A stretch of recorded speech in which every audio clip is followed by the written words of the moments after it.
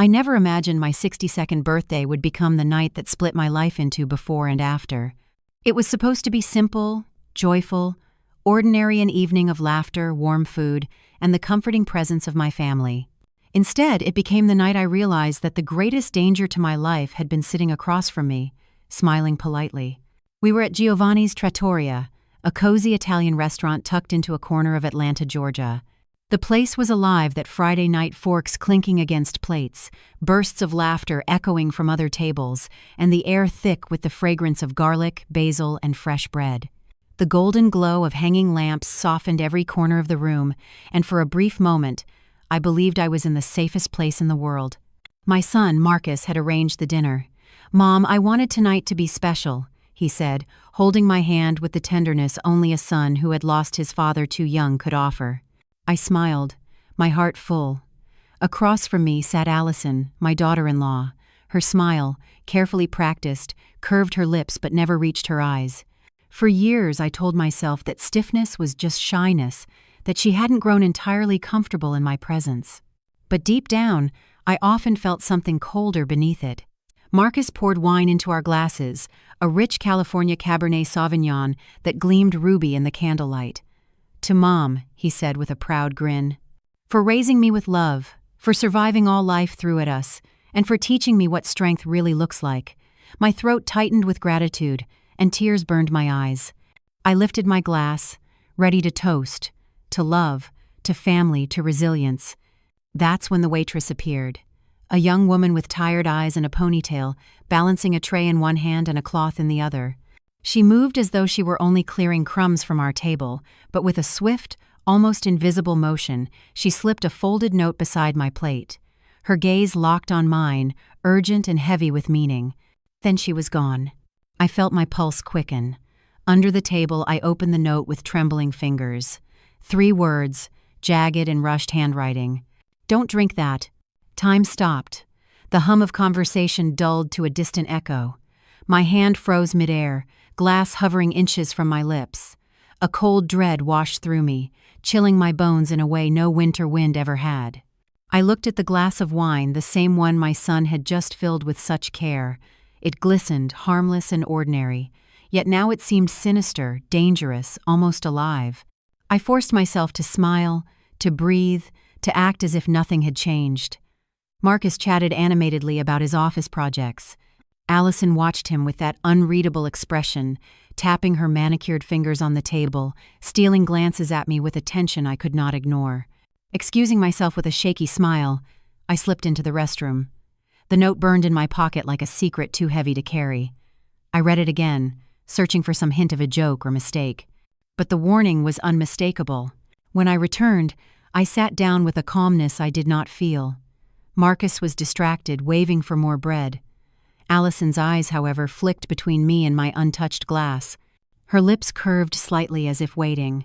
And in that moment, my instinct took control. Quietly, almost casually, I reached across the table and switched my glass with hers. I lifted the new one, smiling through my terror. "To this beautiful family," I said. Marcus grinned, raising his glass high. Allison followed, unaware that she now held what was meant for me. We drank together. 5 minutes later, Allison touched her stomach, her face paling. I don't feel well," she whispered. And in that instant, I knew the note had not been a mistake. It had been my salvation. At first, I convinced myself it might be nothing. Maybe Allison's sudden unease was the result of the Caesar salad she had ordered too much dressing, perhaps, or some overlooked allergy. That would have been the ordinary explanation. But deep down, I knew better. My heart pounded with the rhythm of the waitress's warning still echoing in my ears. "Don't drink that." The restaurant, once warm and cheerful, now seemed suffocating. The golden lights that had soothed me minutes earlier felt harsh, spotlighting every tremor in Allison's hands and every flicker of unease across her face. I tried to eat, pushing bites of chicken parmesan into my mouth without tasting them, but my eyes never left her. Marcus, ever attentive, leaned toward his wife. "Honey, are you okay?" His voice was soft, full of concern. He reached for her hand, but she pulled it back, pressing her palm against her stomach. "I'm fine," she murmured. "It's probably nothing. Maybe something I ate earlier today. But her voice trembled. Beads of sweat gathered at her temples even though the restaurant was cool. Her breathing quickened, uneven, and she shifted restlessly in her seat, as if fighting some invisible current. My chest tightened with a terrible realization. If I hadn't switched glasses, that would have been me. I kept my face composed, nodding along to Marcus's chatter about his upcoming promotion at work, but inside, fear clawed at me. I wanted to scream, to demand answers, but I swallowed the urge. I couldn't let Allison suspect. Not yet. Then it happened. Her fork clattered against the plate, her hands trembling uncontrollably. Her lips parted, but no words came out.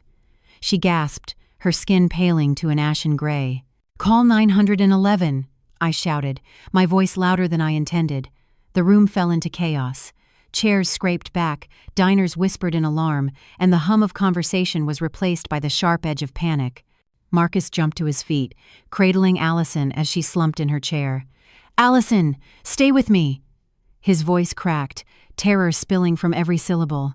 I sat frozen, watching the scene unfold with a dreadful calmness that frightened me. My hands clenched the note inside my pocket so tightly it crumpled against my skin. That should have been me. When the paramedics finally arrived, the restaurant's warmth had dissolved into a blur of flashing red lights and frantic footsteps. Allison was lifted onto a stretcher, her body limp, her breathing shallow. Marcus followed close behind, gripping her hand as though holding on for both their lives. I walked beside them in silence, my own legs shaky beneath me.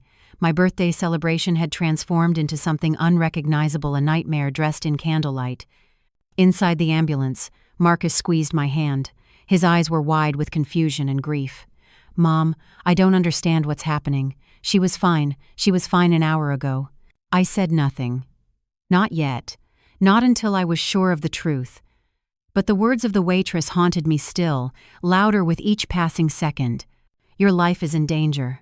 And now I knew exactly whose hands that danger had come from. The sirens wailed, piercing through the Atlanta night as the ambulance carried us toward St. Jude Medical Center. I sat wedged between Marcus and the cold steel wall, my hands trembling in my lap. Allison lay on the stretcher, her face pale, her body shuddering under the frantic touch of paramedics who pressed oxygen against her mouth, checking monitors, speaking in clipped, urgent tones. Marcus clutched her hand as if sheer willpower could anchor her to life. His knuckles whitened, his lips moved in whispered prayers I could barely hear. I wanted to comfort him, but the truth stuck like a blade in my throat. How could I tell him that the woman he was begging God to save was the same woman who had likely tried to kill me? The folded note was still crumpled in my fist, damp with the sweat of my palm. I closed my eyes, replaying the moment over and over, the waitress's urgent gaze, the swift exchange of glasses, Allison's trembling smile before she drank what had been meant for me. My heart hammered with the awful clarity of it all. By the time we reached the hospital, Allison was unconscious. The automatic doors slid open with a hiss, and the smell of antiseptic hit me like a wave. Bright fluorescent lights replaced the golden glow of Giovanni's, throwing every detail into sharp, unforgiving relief. Nurses rushed forward, wheeling Allison away on a gurney, their voices merging into a storm of medical jargon I couldn't follow.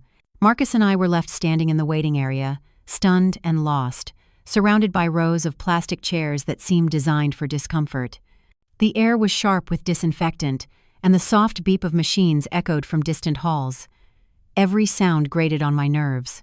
"She was fine," Marcus muttered for the 5th time, raking his fingers through his hair. "We were just talking about our kitchen renovation. She was smiling. She was fine." His voice cracked, breaking something in me. I wanted to tell him everything that Allison had been watching me all evening, that the waitress had warned me, that his wife's collapse was no accident, but the words refused to leave my mouth. I couldn't shatter his world until I had more than a crumpled note and a terrible suspicion. So I sat in silence, staring at the double doors Allison had disappeared through. My pulse echoed in my ears. My birthday had been hours ago, but the celebration already felt like a lifetime away. At last, a young doctor with a neatly trimmed beard appeared, his expression serious. He looked directly at Marcus. "Are you the family of Allison Whitlock?" "Yes," Marcus said quickly. "I'm her husband. This is my mother. How is she?" The doctor pulled a chair, his solemn posture tightening every muscle in my body. "Your wife is stable for now, but we need to talk about what caused her collapse." He paused, searching for words that would not come easily. "Her blood work shows the presence of dioxin in extremely high levels."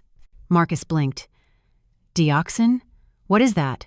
"It's a cardiac medication," the doctor explained.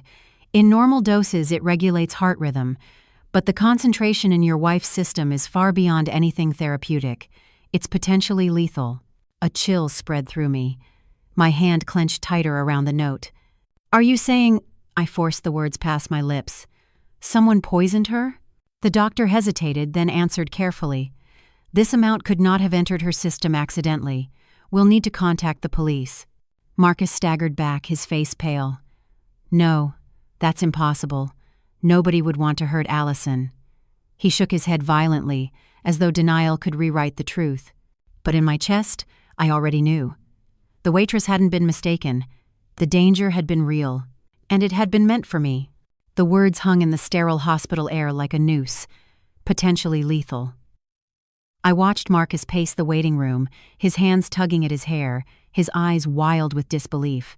I wanted to reach out, to steady him, but I was drowning in my own storm. The doctor excused himself to begin the formal reporting process, leaving us in that suffocating silence, broken only by the buzz of fluorescent lights. My son finally stopped pacing and dropped into the chair beside me. "This doesn't make sense," Marcus whispered, his voice breaking. "Allison doesn't even take heart medication. Why would this be in her system?" I stared down at the note still crumpled in my hand. The ink had smudged from my grip, but the words were still there, sharp, urgent, undeniable. "Don't drink that."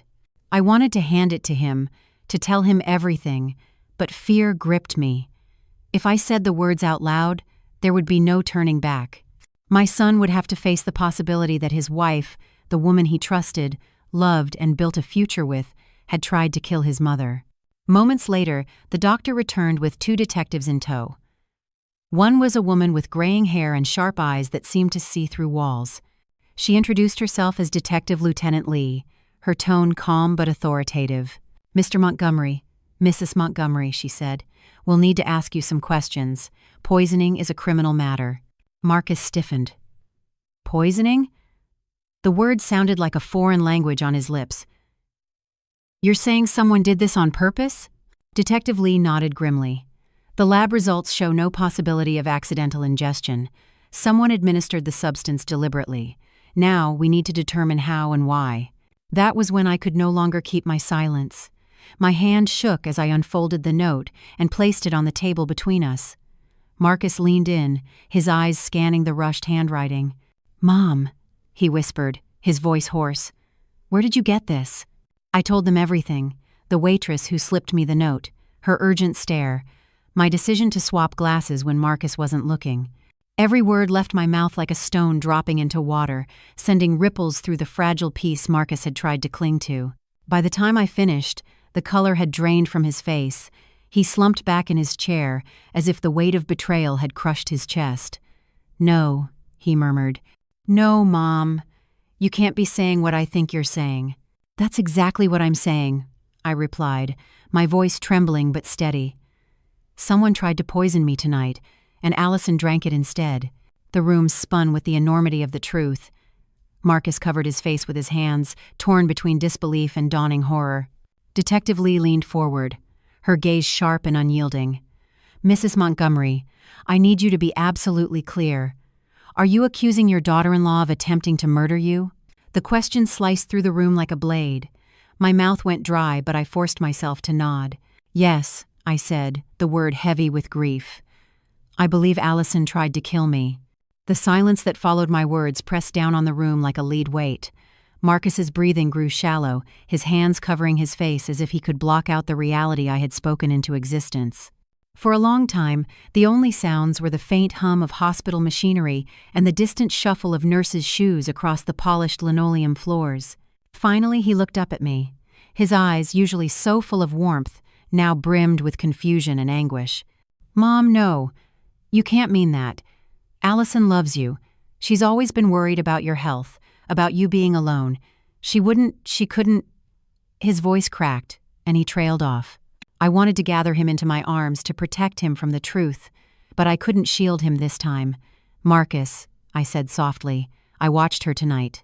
The way her eyes followed my glass, the way she waited for me to drink, and then when I switched, she was the one who collapsed. That wasn't a coincidence. He shook his head, rising abruptly to pace again. "You're wrong. You have to be wrong. Maybe the wine was contaminated at the source. Maybe the restaurant—" Detective Lee's voice cut him off, firm but compassionate. "Mr. Montgomery, the toxicology report showed extremely high levels of dioxin. That isn't something a vineyard slips into a bottle by accident. It was introduced directly into her glass." Marcus turned toward her, desperation in his eyes. "Then maybe someone else at the restaurant. Maybe a stranger, someone trying to hurt her, not Mom." "Possible," the detective admitted, "but unlikely. Whoever did this knew precisely which glass Mrs. Montgomery would lift. The timing and placement weren't random." She paused, her eyes settling on Marcus with a heavy kind of pity. "Your mother's instinct to switch glasses may very well have saved her life." Marcus's shoulders sagged, his face pale. He leaned against the wall, pressing his palms flat against it as if he needed something solid to hold him upright. I could see his world tilting, the foundations of his marriage crumbling under the unbearable possibility that his wife had betrayed him. I reached for his hand, though my own was trembling. "Son, listen to me. I don't want this to be true any more than you do. But we cannot ignore what happened. If I had drunk from that glass—" My voice faltered, the horror too sharp to finish. Tears welled in his eyes. "I just don't understand. Why would Allison want to hurt you?" That was the question clawing at my mind too, but the answer was still a shadow at the edge of my thoughts. Something deeper, darker, that I wasn't ready to name. Detective Lee cleared her throat. "Mrs. Montgomery, I need to ask, have you experienced any unusual symptoms in recent months? Dizziness, confusion, memory lapses?" The question froze me. Images flickered in my mind, moments I had brushed aside as age creeping in. The sudden fatigue, the fogginess that made me doubt myself, the headaches I chalked up to stress. My heart pounded as the possibility clicked into place. "Yes," I whispered, my voice shaking. "Yes, I have." And in that instant, fear coiled tighter around my chest. What if tonight wasn't the first time Allison had tried to harm me? What if this had been building for months, hidden beneath the veil of her concern? I looked at Marcus, who stood staring at me as if he no longer recognized the world around him. For the first time in my life, my son had no answers. And for the first time, I began to realize the true depth of the nightmare we were in. The detective's question stirred something heavy inside me, a realization that had been hiding in plain sight. My mind drifted back over the past few months, moments I had dismissed, episodes I had explained away. The dizziness after cups of tea Allison brought over, the sudden exhaustion after eating meals she kindly prepared for me, the confusion that made me question whether I had repeated myself or misplaced things. Each incident had seemed minor, natural even, for a woman in her 60s. I had told myself it was simply the wear of time. But now, under the harsh fluorescent lights of the hospital, those moments looked different. They looked deliberate. "Yes," I whispered again, steadier this time. There were signs, headaches, fatigue, even forgetfulness. But I thought it was just age catching up with me. Marcus's head snapped toward me, his eyes wide with guilt and disbelief. "Mom, why didn't you tell me?" "Because you already seemed to know," I replied softly. "Allison was the one who pointed it out. She told me I was repeating myself. She told me I was forgetting conversations. She made me wonder if I was losing my mind." His mouth opened, then closed again. The silence stretched, his face pale as a sheet. Detective Lee scribbled notes in her pad, her expression grave. "This fits with a pattern we've seen before in similar cases of intentional poisoning. Small doses over time to mimic natural cognitive decline. It's a way of eroding trust and preparing the family for a narrative of illness." Marcus's voice cracked when he finally spoke. She did mention that, months ago. Said she was worried about you showing early signs of dementia. She even suggested we start looking into long-term care options just in case." The words sliced through me. My body felt cold. My stomach twisted into knots.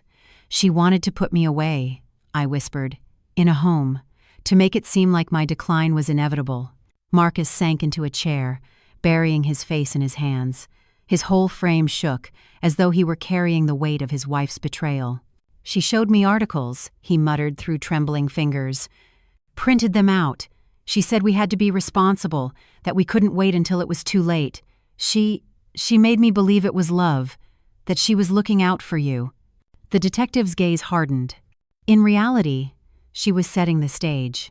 If your mother had died suddenly, no one would have questioned it.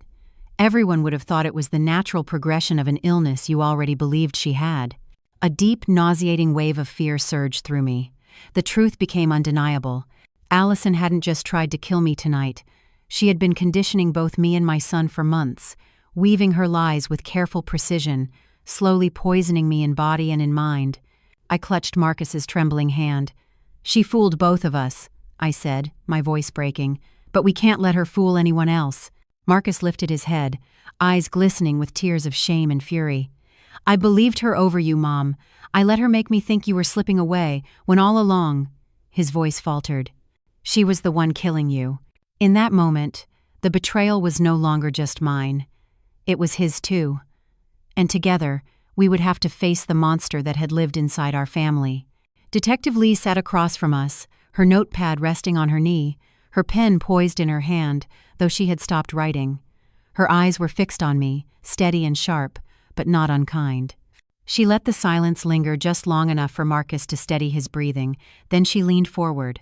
"Mrs. Montgomery, there's something else you need to know." Her voice was calm, but beneath it lay a tension that made my stomach knot. I braced myself. She flipped through a small folder she carried and slid a page across the table toward me. It was a printout, blurry, clearly from a background check. I recognized Allison's face in a small ID photo, her maiden name printed above it, Allison Peters. My breath caught. "Why Peters?" I asked, my voice barely audible. Detective Lee's expression darkened.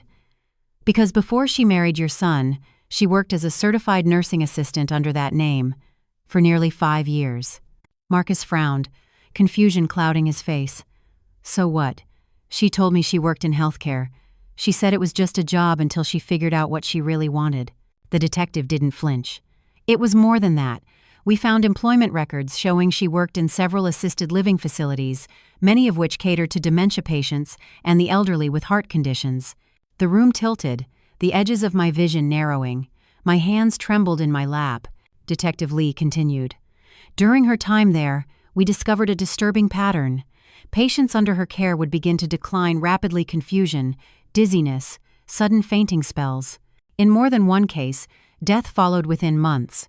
The cause was always listed as natural, complications of dementia, heart failure, age.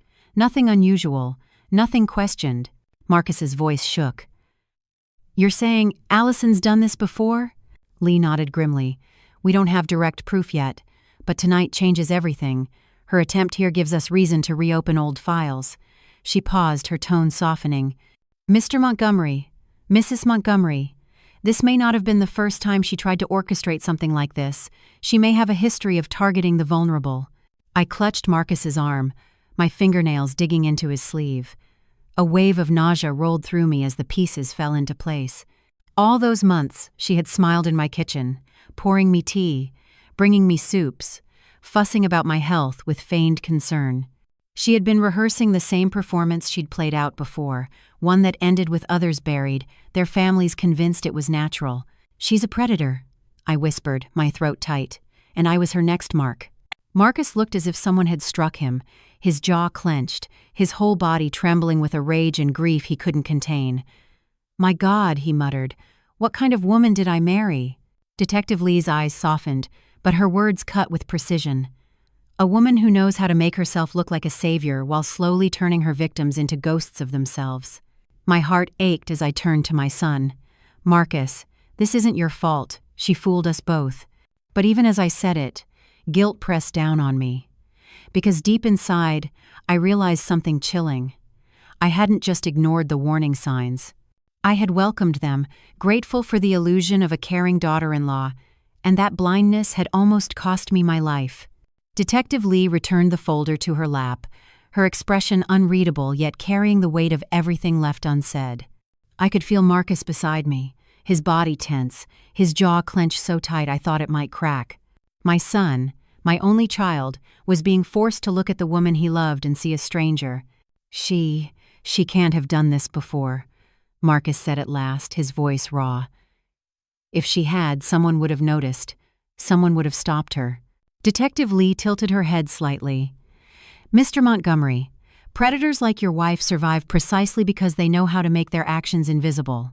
They pick vulnerable victims, cloak themselves in compassion, and let time and illness take the blame. She let out a slow breath.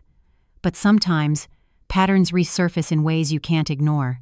She pulled out another paper from her file, a death certificate. The name printed at the top made my stomach clench. Eleanor Washington. Marcus frowned. Who is that? The detective's eyes shifted toward me. You may not know her, but one of our witnesses does. The young waitress who warned you tonight her grandmother was Eleanor Washington. My pulse quickened. The waitress? Jada? Yes, Lee confirmed. She recognized your daughter-in-law the moment she saw her at the restaurant. Years ago, Allison, under her maiden name, was assigned as Eleanor's caregiver at an assisted living facility. Within months, Eleanor showed sudden signs of cognitive decline, confusion, fatigue, heart irregularities. All eerily similar to what you described tonight. Marcus swallowed hard, his face paling. And she died?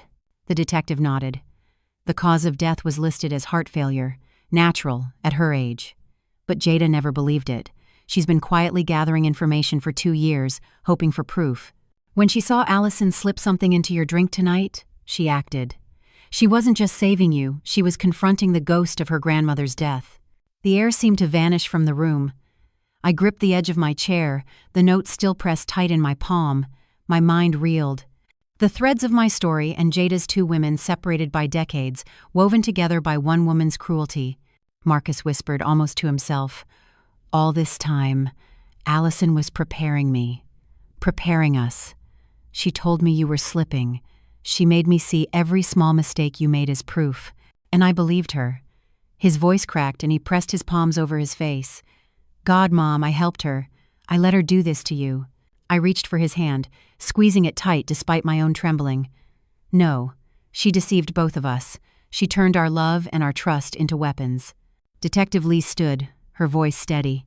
We'll need formal statements from both of you, and I strongly suggest you prepare yourselves. This investigation is going to pull up more than either of you are ready for. As she left the room, Marcus turned to me, his eyes shining with tears. Mom, I swear to you, whatever happens next, I'll never doubt you again. But even as his words wrapped around me, offering comfort, I knew the hardest part was yet to come, because the past had resurfaced, dragging us into a storm we couldn't escape. The following morning, the hospital corridors smelled of bleach and weariness. Marcus and I were led into a small consultation room, its pale blue walls meant to calm, but succeeding only in amplifying my unease. Detective Lee sat opposite us with a box of files stacked at her side. Her eyes carried that sharp clarity again, the look of someone who had been piecing together a puzzle for too long, and finally saw the edges coming together. Mrs. Montgomery, Mr. Montgomery, she began, her tone steady but heavy. We've gone deeper into Allison's history overnight. What we found is troubling.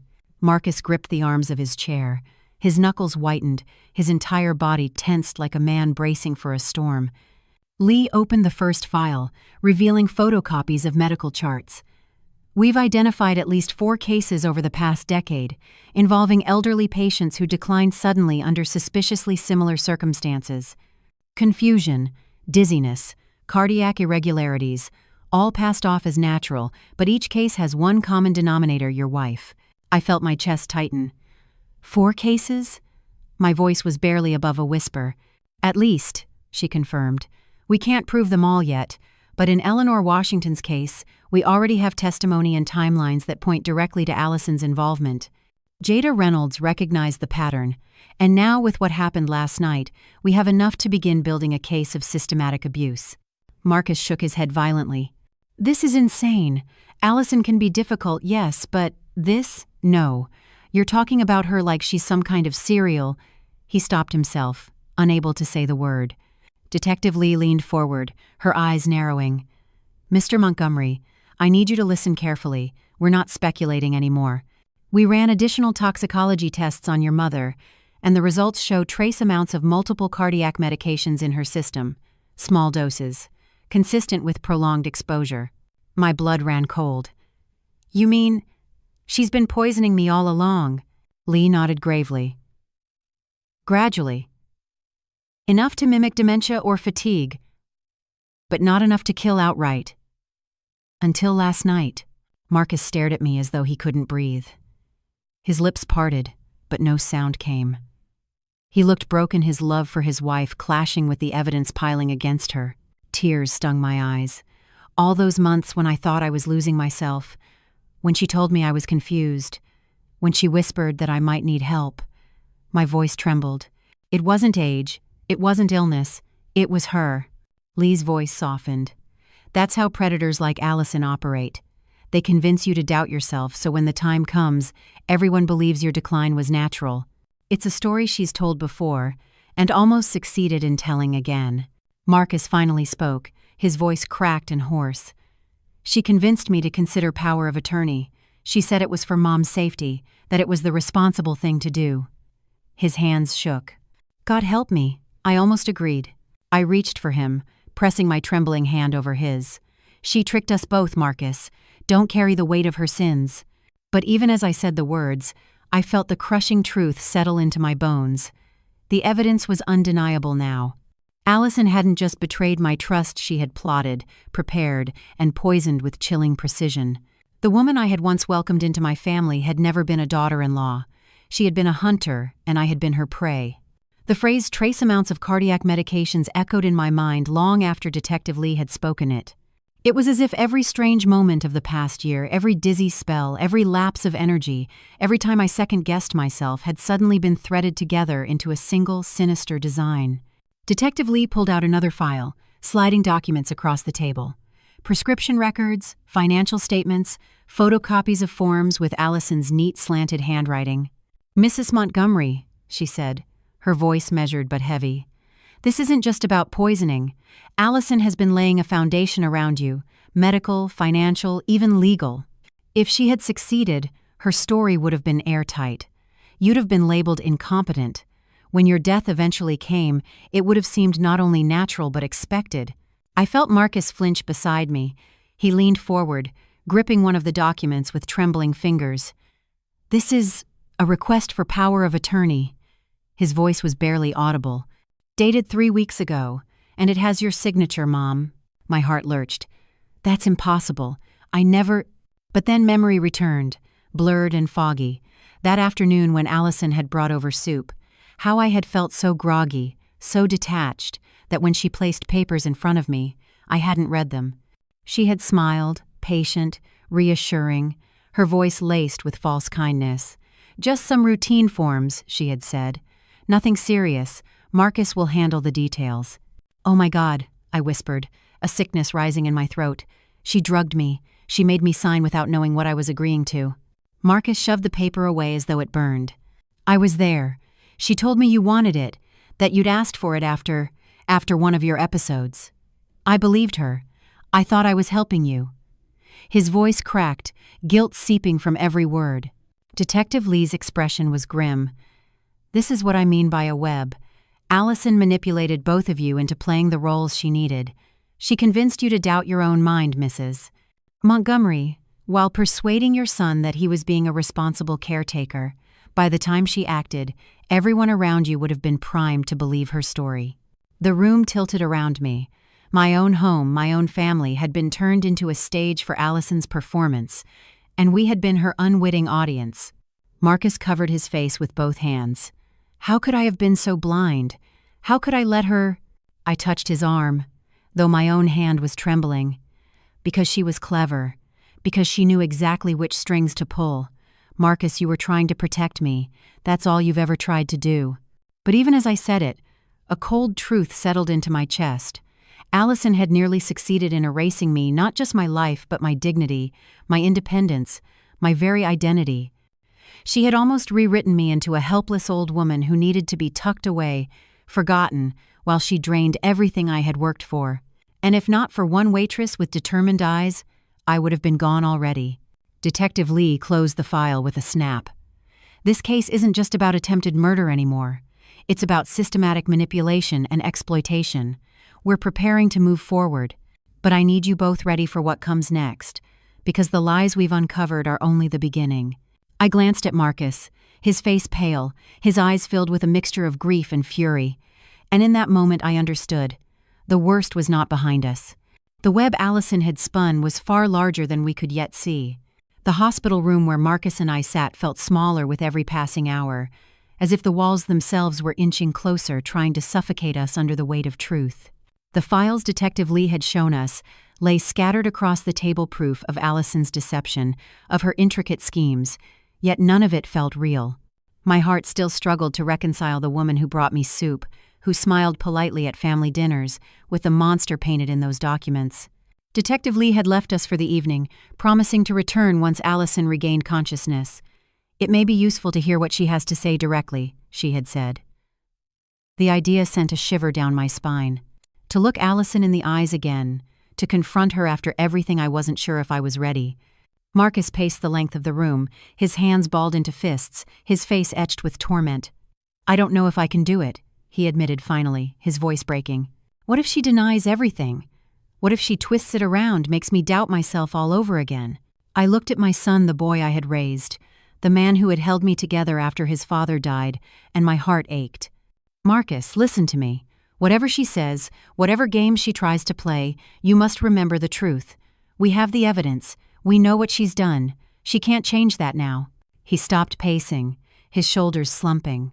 For a moment, he looked like that little boy again, the one who used to come running to me after a nightmare, certain the shadows in his room were alive. Only now the nightmare was real, and the shadow was his wife. "Mom," he whispered, "she made me believe you were losing your mind. Do you understand what that means? I doubted you. I doubted my own mother." His voice cracked, and tears welled in his eyes. How am I supposed to forgive myself for that? I stood, crossing the room to take his trembling hands in mine. "Because she wanted you to doubt me. That was her plan all along. She preyed on your love for me, on your fear of losing me the way we lost your father. She used your devotion as a weapon. But Marcus, listen carefully. It is not your fault." He held my gaze, searching my face for the absolution he couldn't give himself. Slowly he nodded, though the anguish in his eyes remained. A knock on the door startled us both. A nurse peeked her head inside. "Mrs. Montgomery?" "Mr. Montgomery? Detective Lee asked me to let you know. Allison has regained consciousness. She's asking to see you." The room fell into silence. My heart lurched, beating so hard it hurt. Marcus's face twisted with a storm of emotions: anger, grief, dread. "Do you want to see her?" he asked, his voice low. I swallowed hard, my throat dry. The thought of facing her, of looking into the eyes of the woman who had smiled while plotting my death, was terrifying. Yet some part of me burned with the need to do it. To stand before her and refuse to be her victim. "Yes," I said finally, my voice steady despite the fear clawing at my insides. "I need to look her in the eyes. I need her to know she didn't break me." Marcus took a deep breath, then nodded. "Then we'll go together." As we followed the nurse down the corridor, the harsh hospital lights flickering above us, I felt the weight of what lay ahead pressing against my chest. The confrontation was coming, and in that moment, I wasn't sure which terrified me more: the possibility of what Allison might say, or the possibility of what she might still be capable of. The hallway stretched before us like a gauntlet, each flickering fluorescent bulb above, humming with sterile indifference. My steps were heavy, my palms damp, and though Marcus walked beside me, I felt strangely alone. The air smelled faintly of antiseptic and despair, the same scent that had clung to me all night. At the end of the corridor stood a uniformed officer posted outside a hospital room door. He straightened when he saw us approach and gave a curt nod. Inside, I could already feel the weight of Allison's presence. My heart pounded so violently I thought it might betray me before I even stepped in. Detective Lee met us at the threshold, her face calm but unreadable. "She's awake," she said. "And she's been asking for you, Mrs. Montgomery. Are you certain you want to go through with this?" I swallowed hard, my throat dry as sandpaper. "Yes, I need to see her." Marcus squeezed my hand, his grip trembling but firm. We go in together. The officer opened the door. The room was dimmer than the hallway, but the beeping of monitors filled the silence like a metronome of dread. Allison lay in the hospital bed, an IV snaking into her arm, her skin pale, almost waxen. Yet when her eyes met mine, the weakness on her face flickered, momentarily replaced by that same calculating sharpness I had grown to recognize. "Celeste," she breathed, her voice thin and trembling. "Thank God you're all right. I was so worried about you." Her words slithered into the air like smoke, false and suffocating. I stayed near the door, refusing to step closer. Marcus moved instinctively between us, his stance protective, his face tight with suppressed fury. "Allison," I said, my voice firmer than I expected, "we know what you did." Her brows drew together, a mask of confusion settling over her features. "What are you talking about? I'm the one lying here sick. Someone must have tried to hurt both of us." She coughed weakly, then looked up at Marcus with pleading eyes. "Honey, tell her. Tell her I would never." "Stop," Marcus snapped, his voice trembling but forceful. "Don't lie to me anymore. We found the medications. We found the papers you tricked Mom into signing. The detectives know everything." For a split second, her mask cracked. Something cold and venomous flashed in her eyes before she smoothed her expression back into fragile innocence. I took a step closer, my hands clenched at my sides. "You watched me drink tea laced with poison. You told me I was confused, that I was losing my mind. You nearly convinced me I was ready for a nursing home. And all the while, you were preparing everyone to believe it." Her lips curved into the faintest smile. So small it might have been missed, but I saw it. That smile told me everything I needed to know. "You're stronger than I gave you credit for," she whispered, "but strength won't save you forever." Marcus's voice cracked like a whip. "Enough. Enough of your games. The detectives have enough to put you away for life, and I'll testify against you myself." Allison's eyes flicked toward me again, narrowing with quiet hatred. For the first time, she didn't bother to hide it. "This isn't over, Celeste," she said, her voice low, venomous. "It was never just about you." The words coiled around my chest, chilling me to the bone.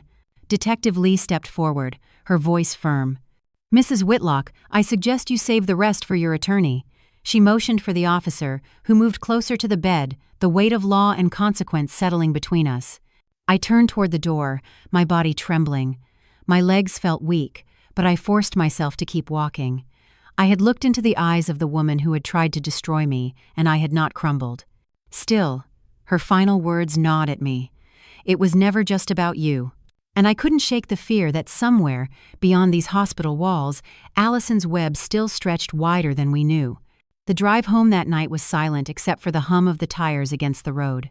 Marcus gripped the steering wheel so tightly his knuckles blanched, his jaw locked as though he were holding back a scream.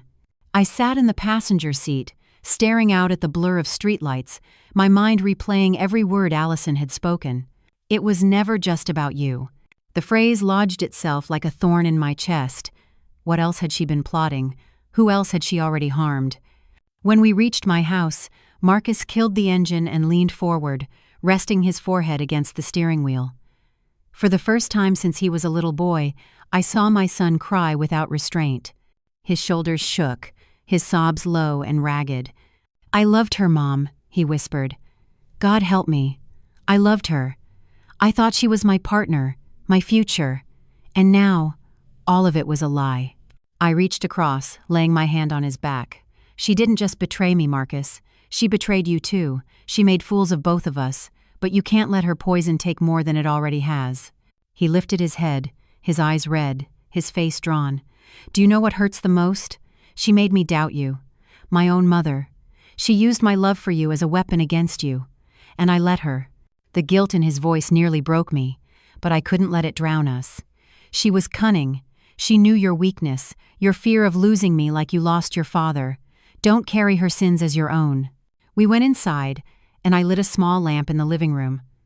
The soft glow illuminated the space that had always felt safe to me. Yet now every shadow seemed to whisper of her presence, how she had sat on my sofa, sipping tea she brewed for me, pretending to care while slipping poison into my cup. Marcus picked up a framed photo from the mantel. It was from his wedding day, he and Allison smiling, hands clasped, eyes full of promise. He stared at it a long moment before setting it face down. How could I not see it? How could I not know what she really was? I sank into the armchair, exhaustion pulling at every bone in my body. Because monsters don't come with warning labels. They come wrapped in smiles, in gestures of kindness, and sometimes in the word family. The silence between us was heavy, broken only by the ticking of the clock on the wall. Finally, Marcus spoke again, his voice steadier, though still laced with grief. "I'll stand by you, Mom. I'll help the police. I'll do whatever it takes to make sure she never hurts anyone else. But I don't know how to live with the fact that I married her, that I let her into our lives." I met his gaze, my heart aching for the pain in his eyes. "We'll live with it together, we'll heal together, and we'll make sure her lies end here." But even as I said it, a part of me couldn't ignore the echo of Allison's last words. If her betrayal was deeper than we yet understood, then the illusion we thought shattered might only have been the surface of something far darker. The next afternoon, Detective Lee called us back to the hospital. Allison had agreed to speak with conditions. She wanted Marcus present. She wanted me there too. It was as if she craved an audience, a stage where she could twist the truth into a performance of her choosing. When we arrived, the room felt different from the night before. Allison sat propped against her pillows, her complexion still pale, but her eyes, those sharp, calculating eyes, were alive with a strange intensity. She looked less like a patient and more like a predator confined to a cage. "Marcus," she said, her lips curling into a faint smile when he entered. "You came back." Marcus's jaw tightened, but he said nothing. He remained near the door, arms folded across his chest. I stayed behind him, my presence deliberate but cautious. Detective Lee took a chair at the foot of the bed, her notepad open. "Mrs. Whitlock, you said you had something to share. We're recording this conversation. Please speak clearly." Allison's gaze flicked toward me, then back to Marcus. "Do you really believe I tried to kill your mother?" she asked, her voice soft, almost tender. Marcus's reply was sharp. "I don't believe, Allison, I know. We found the papers, the medications. The detectives have the tests." For a moment, her mask slipped. Her smile faltered, her eyes narrowed, and in that flicker I saw the truth she had worked so hard to bury. But just as quickly, she leaned back against her pillows, sighing as though she were weary of a child's tantrum. "I did it for us," she whispered. "Don't you see? Your mother, she's getting older. She's vulnerable. I only wanted to make sure she was taken care of properly and that we could finally live without being chained to her needs." Her words struck like acid. "Taken care of properly?" I repeated, my voice trembling with outrage. "You call slow poisoning proper care?" Allison turned to me, her expression chillingly calm. "She was slipping, Marcus. You saw it too. Forgetting things. Repeating herself. I didn't create those moments. I only accelerated what was already happening, a gentle push toward the inevitable." My chest tightened with fury. "You convinced me I was losing my mind. You made me believe I was a burden. You tried to erase me piece by piece." Detective Lee's pen scratched across her notebook, but her eyes never left Allison. "Mrs. Whitlock, are you admitting to deliberately giving Mrs. Montgomery substances that impaired her cognition?" Allison tilted her head, her lips curving into a smile that chilled me to the bone. "Admitting? No. I'm only telling the truth no one else wants to face. Old age is cruel. Families are selfish. I was simply practical." Marcus's face twisted in horror. "Practical? You tried to murder my mother." Her gaze softened, almost pitying. "Marcus, darling, one day you'll understand. I was protecting our future, ensuring our comfort. Your mother was going to leave everything to you anyway. Why should we waste years waiting for the inevitable?" My stomach churned. In that moment, every doubt, every shadow of disbelief was obliterated. She wasn't just manipulative, she was remorseless. Detective Lee leaned forward, her tone sharper now. "Mrs. Whitlock, do you realize what you've just said? This isn't practicality. This is premeditated intent. This is murder." For the first time, Allison's expression hardened. Her eyes locked on mine, cold and venomous. "Call it whatever you want. But in the end, Celeste, you were always in my way." The words sliced through me, raw and undeniable. And in that moment, The fragile illusion of family I had clung to for years shattered completely. The weight of her words hung in the room like a noose. You were always in my way. I felt Marcus stiffen beside me, his breath ragged, his fists clenched so tightly his nails dug into his palms. He stared at Allison with a mixture of disbelief and rage, the kind of fury I had only seen in him once before at his father's funeral, when grief had broken something inside him.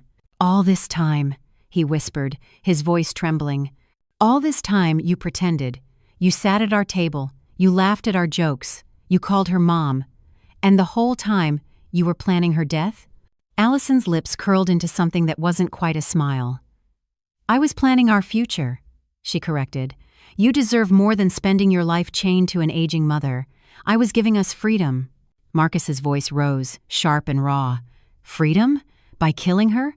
By turning me into a murderer's accomplice without me even knowing?"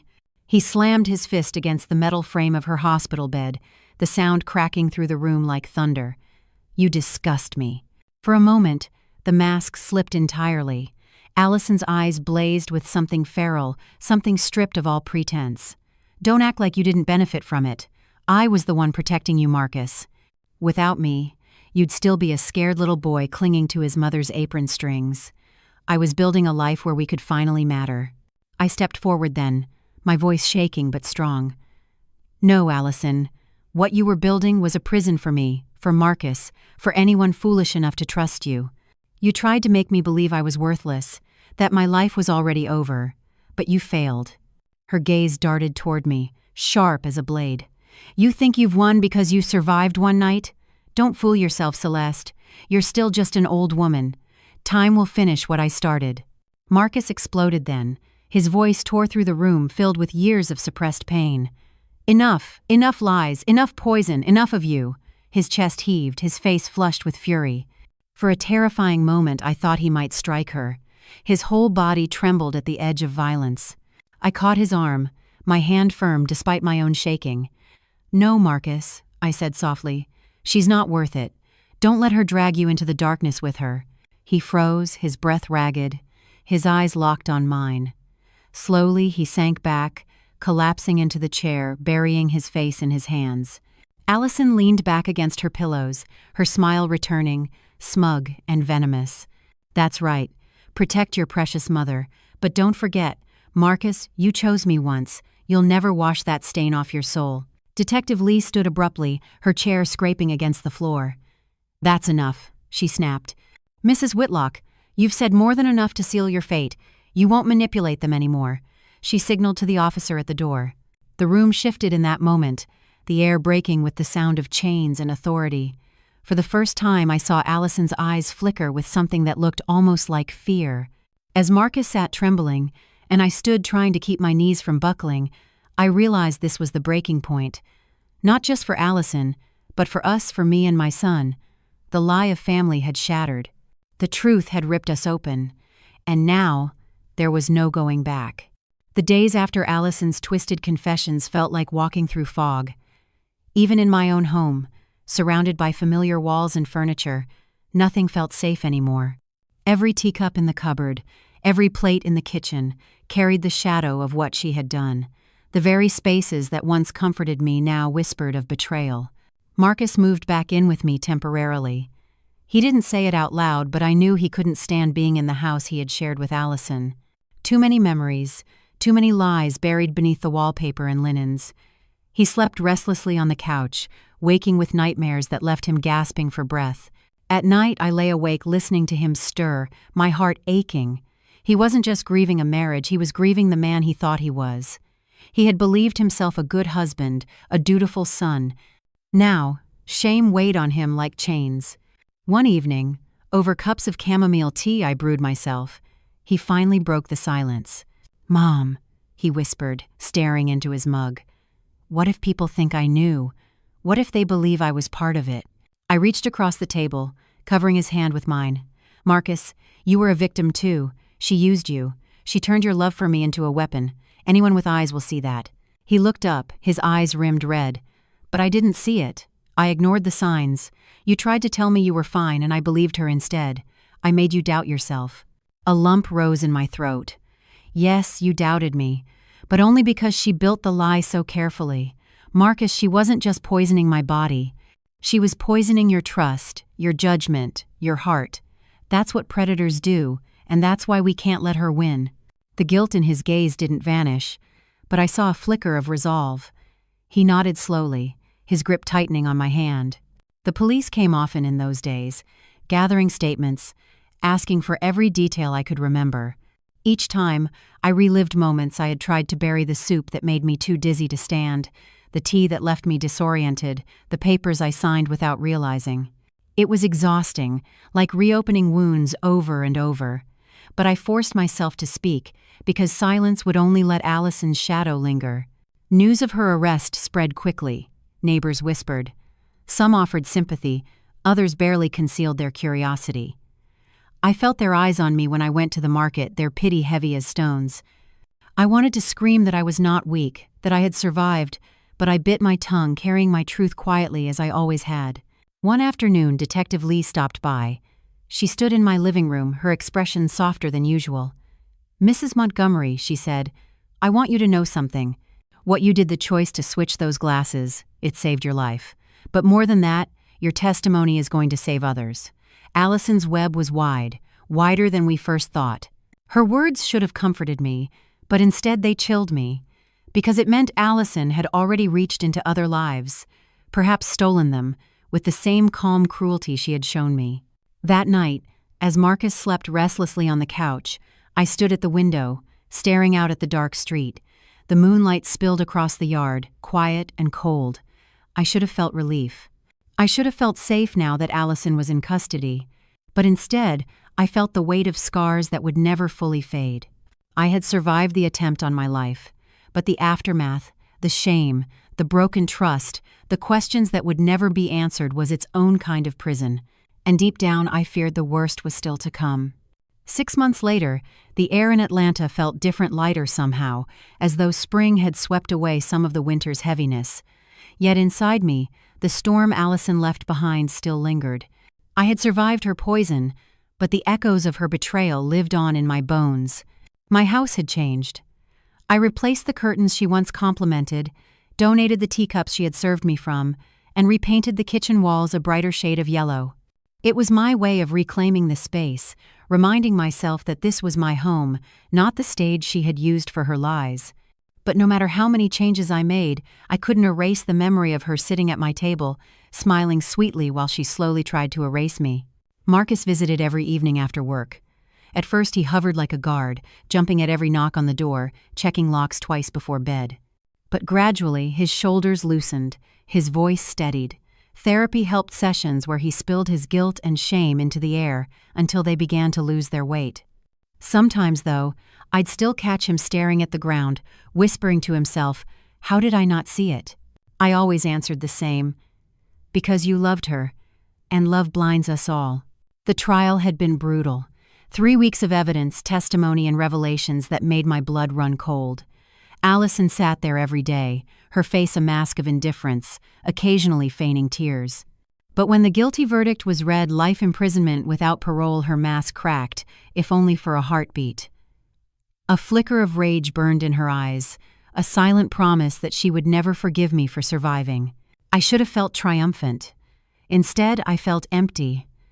Justice doesn't heal the wound, it only closes it enough to let you limp forward. Now, in the quiet of my mornings, I found solace in small things: the soil beneath my hands in the garden, the laughter of children playing down the street, the warmth of Marcus's voice when he said, "Good night, Mom." These were the stitches holding me together, but the scars remained. When I forgot where I left my keys, a shadow of doubt whispered, "Is it real this time? Or just another ghost she planted in you?" When I sipped tea, I still hesitated before the first swallow, and sometimes, when the house was too quiet, I swore I could hear her voice echoing, "You were always in my way." Yet, with every sunrise, I reminded myself, I was not her victim. I was her survivor. Jada, the waitress who saved my life, visited often. She had become more than an ally, she was a friend, a reminder that courage can bloom even in the darkest places. She once told me, "Mrs. Montgomery, You showed me that survival isn't just about living, it's about refusing to let evil write the ending. Those words stayed with me. Because my story didn't end at Giovanni's trattoria. It didn't end in a hospital room or a courtroom. It continues every day I wake up, breathe, and choose to keep living. I don't pretend that I am unscarred. My trust has been broken, my heart bruised, my faith in family shaken. But scars tell stories. They are proof not of weakness, but of endurance. And so I carry mine with quiet pride. At 62, I know my life is closer to twilight than dawn. But I also know this: I will not let Allison's betrayal define my ending. My future, however long or short, will be built not on her lies but on my resilience. I am Celeste Montgomery. I was poisoned by my own family, manipulated to believe my life was over. But I survived.